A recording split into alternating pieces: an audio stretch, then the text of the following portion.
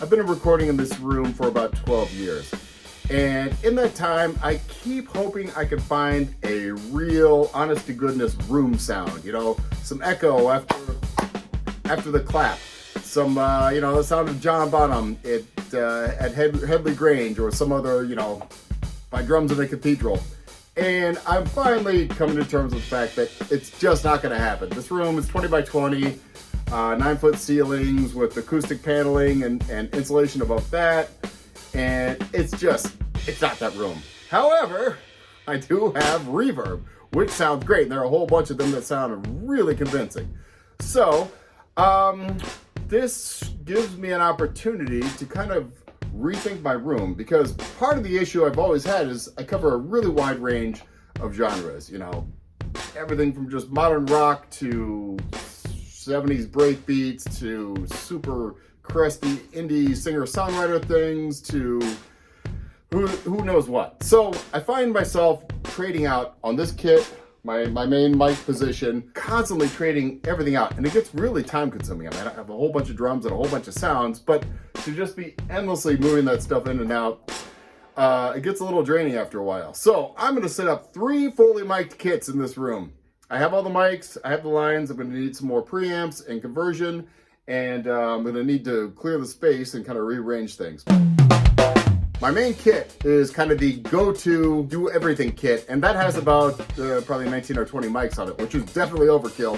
But the point is, you know, for each session I can pull up a choice of 3 kick drum mics or 3 snare mics or 2 different sets of overheads, and you know, everything else is spot mic'd so that I have just complete control over kind of whatever that session is going to be. Usually it's a 4-piece, 5-piece kit. Every once in a while I get called for 4 toms, so I'm going to set it up so that that's easy to do if I have the 4th time in. That kit kind of covers, you know, most of the stuff. That just kind of, I need a great set of really good sounding drums.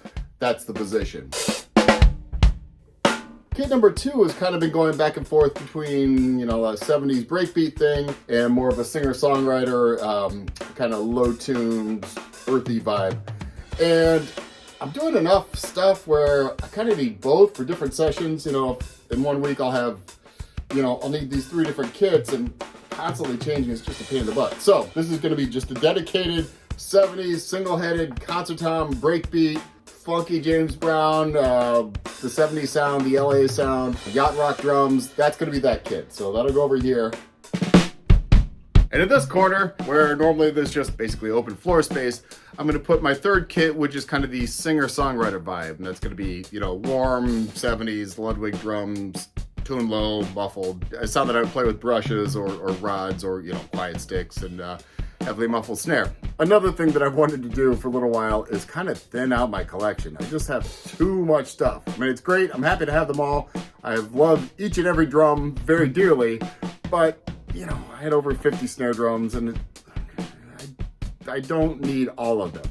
And I do need the space. And of course, selling some of this is going to, you know, fund some of the new preamps and conversion that I'll need to make this whole thing happen. But it's worth it. So, you know, sometimes you can have too many toys, and I'm looking forward to clearing out some space. One of my first goals is to get all of my snare drums onto one shelf. Ordinarily, they're on 2 different shelves in different parts of the room. I'm going to get all of them right there.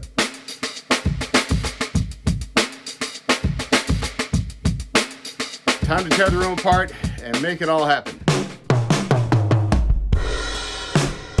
All right, this is the shelf that used to hold a bunch of snare drums. As you can see, it's cleared off. Got my percussion shelf in the corner.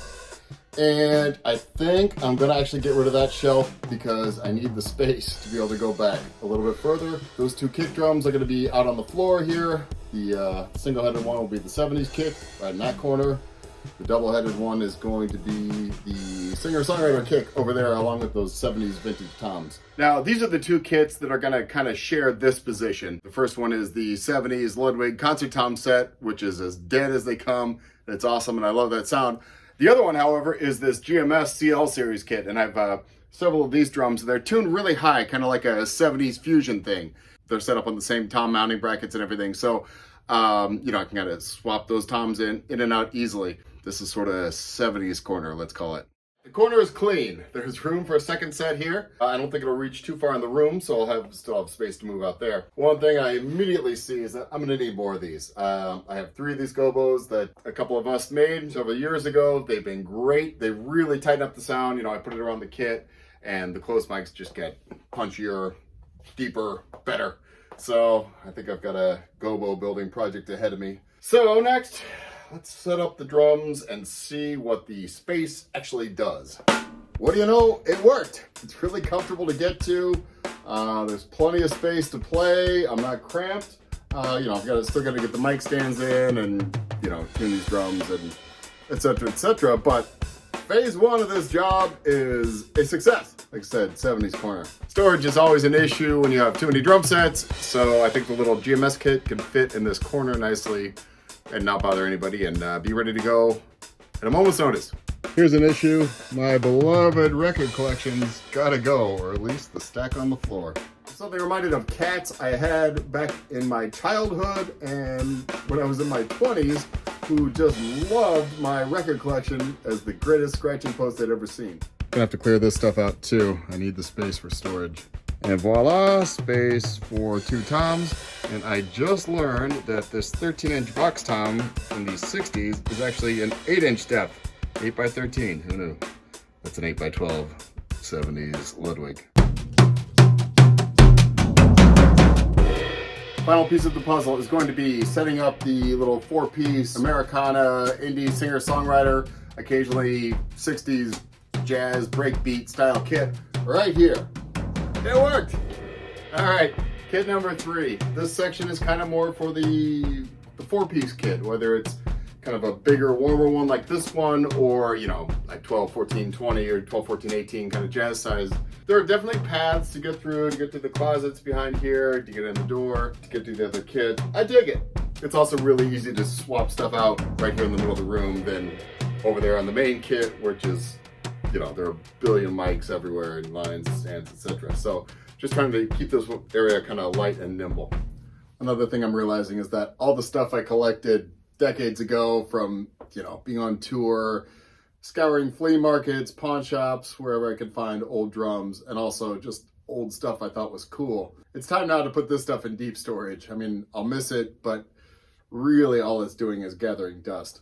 A little known fact about my studio is that the paint scheme actually came from this can of potato chips from the 1930s. Delicious. And it has the Potato Chip Institute seal of approval, which, you know, you want. My friend Matt Titleman gave me this great picture of Carmen Miranda with that cool RCA microphone. I always kind of dug the band on this tin of crackers from the 1930s. Pretty fun gig. More old broken microphones that I bought, hoping they would work. They didn't, but they're still cool. It's my great-grandfather behind the drums with his band in Sens, Indiana in the 1920s. Now it's time to rearrange my percussion shelf. Some of this stuff I use because it sounds great. Some of this stuff just picked up along the way. The things came from my dad, who's a writer, runs all around the world. This little one came from Tibet, and every once in a great while I need a timpani sample, and this is the drum for me. It's super cool, kind of cheesy, but awesome. All right, success. There's a little extra space for a few more things, but everything fits nice and comfortably. This side came together nicely as well. I've been an RME fan for a long time, since about 2008 when I got my first Fireface, and it's been the heart of my system ever since. They're bulletproof, the software is great, it's always updated, and I'm just a big fan. So I'm really excited to add their new 12 mic into my system, which is 12 digitally controlled preamps that will take care of most of the Kit B and Kit C. So now it's a matter of going through a bunch of very detailed instructions, getting everything set up, hopefully getting it wired, and hopefully it works. I'm not I'm not an audio engineer by training. I'm more of a drummer, so cross your fingers for me. We now have just 2 rows consisting of the respective input and output channels of our used RME audio interface. There are no mixing faders for the inputs. Finally got all the internal routing done. Took a while, longer than I wanted, and with a big assist from Cooper, who gets these things intuitively. You know, I mainly just hit things with sticks. But this is all ready to go and ready to go into the rack. The 12 mic's gonna replace this Art S8 channel splitter, which I used to use a lot when I was doing endless microphone preamp shootouts. I haven't had to do those in a long time because I love my Dakings, I love my Sevatrons, and I love the RME preamps. So I'm pretty much done with preamps. Kind of a nice feeling. Next, I fished the MADI cables behind the snare drum shelf over to the preamp rack. In true amateur fashion, I did manage to kink one of the MADI cables. So I'm real curious if I've ruined it or if it doesn't matter. I'll find out shortly because I'm about to plug it in. Well, the little signal looks happy, so fortunately I don't think it destroyed my cables. The fire face and the Ferrofish are happy too, so I think it worked. So all the channels are passing audio through my existing preamps. And now it's time to wire up this bank with the 12 mic. Here's the plan for the preamps. Not much is going to change for my main kit. We're calling that Kit A, the modern kit. It's going to take up about 14 channels between the 2 Daking units and the 2 Sevatron units. There are going to be 2 preamps open, which are going to go for the kit center and the overhead on Kit C, the singer-songwriter kit. On the 12 mic, 10 out of the 12 channels are going to be for Kit B, the 70s kit. That'll cover the entire set. That'll leave 2 more channels open for Kit C, kick out, and snare bottom. The kick in, snare top, and the 2 toms are going to go to the front of the Fireface UFX Plus, the 4 preamps there. The Steger stereo ribbon room mic is going to go into 2 channels on the SSL6, and this mic will just kind of float around depending on which kit is active at the time. The kit center mic on the modern kit goes into the SSL6, and that has the listen mic compressor on, which crushes the signal. The only microphone I actually added for this whole project was the Dr. Alien Smith wormhole mic, which is kind of based on the Sylvia Massey garden hose trick. And I haven't wired it up yet. That I think is going to float around and be available to all 3 kits. The new wormhole mic is going into the Black Lion Auteur DT. One change that I'm going to make immediately on my main tracking kit, I've had a whole bunch of mics on it, knowing it's overkill. I mean, you know, 3 mics on the kick, usually 3 mics on the snare, 2 different sets of overheads. I'm going to simplify things a bit. For each kit, each kick drum is only going to have in and out, and the snare drums on each one are just going to have top and bottom. And, you know, I had the extras because this was my one miking position, and it was cool to be able to, you know, totally change for each session. But I think really what's going to happen is, you know, if I want the feathery, pillowy sound of my Sputnik tube mic on the outside kick, that's probably going to be the singer-songwriter kit anyhow, so that mic will live over there. On my main kick, it's just going to be the Telefunken M82 on the inside and the Solomon Low Freak on the outside. Those 2 work together beautifully, and it's just a great modern kick drum sound. I don't need the 3rd mic. One of my superpowers in projects like this is underestimating how long this stuff takes. I don't even know how long ago I started. I think it's several weeks, but you know, I've gotten a lot of stuff. I've sold a bunch of stuff to finance the new stuff. I have the 12 mic all wired up, ready to go. I have 3 sets, 2 of which are mic'd. The 3rd I'm going to mic next. And I'm gonna make some changes in the preamp rack, do some stuff. But the gist of it is, I have my 3 kits. I have all the mics, I have all the wires and the preamps at this point. So now it's time to just actually wire everything up, move the things around where they go, and get it all set up properly in my template so that I can, you know, basically record any one of these 3 kits at any given time. So next up, I need to focus on wiring up the 70s kit. And one of the things that led me to this whole project was realizing that basically I had been collecting microphones for a long time and using different ones for different sessions. So I suddenly realized I actually have enough to fully mic 3 complete sets of drums, which is a nice problem to have. So time to put this pile of mics, cables, and stands to use. It's now the end of a very long and very intense day of wiring up all these kits. I'm thrilled to say it worked. I have all 3 sets totally mic'd up, totally wired, ready to record at a moment's notice. I've set up everything in my template so that I don't have to recreate this every time because it was a lot of work.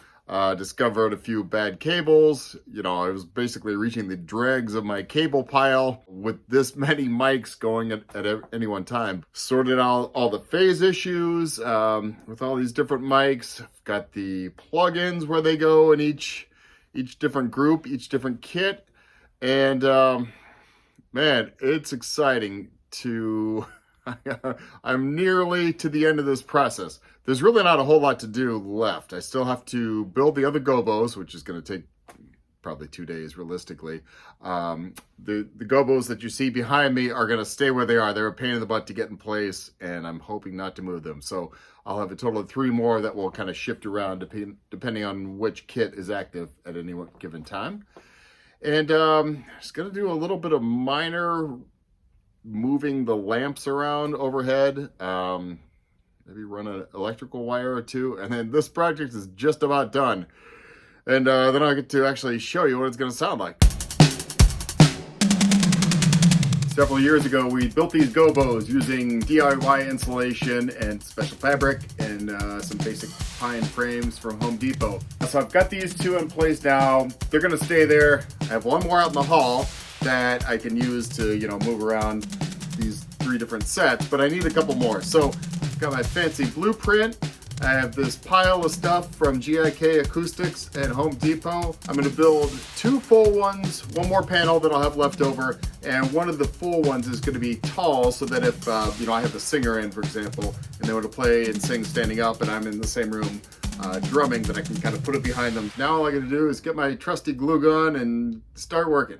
When I was a kid growing up, my parents own a printing company, and I used to work there every day after school and all summer for a long time.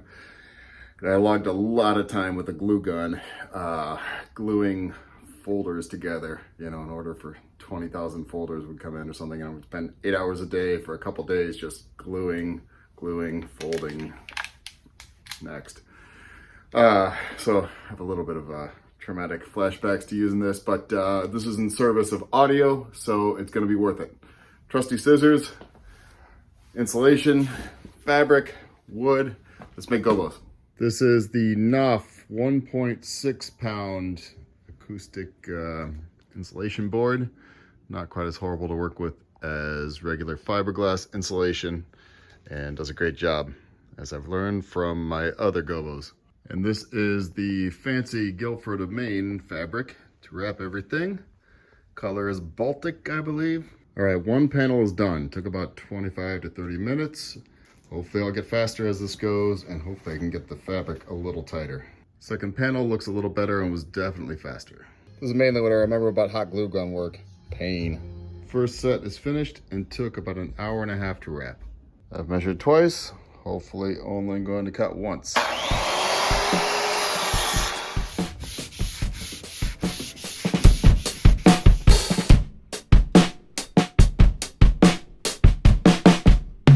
Coming together. The parts fit. It's a miracle. So I've started doing sessions on the Kit B with the single panel that I built and found that it's really useful, and I can actually see a bunch of uses for a second. So instead of following my plan for 1 tall one and 3 short panels, I went ahead and just built a second one of these because this is really cool. It's time to get these into the room and see how it all sounds.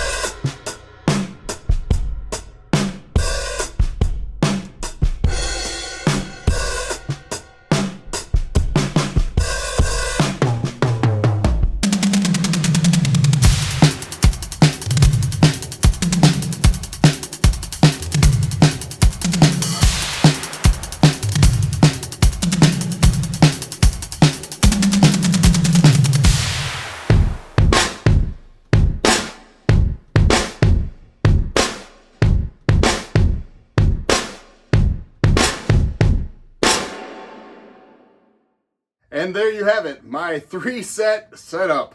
It works. It's working exactly as I dreamed it would. And I'm really digging just the flexibility. You know, again, if I have multiple sessions going at the same time, I don't have to endlessly tear things down from here and change everything around, trying to remember, make stacks of gear that go back for this or that song.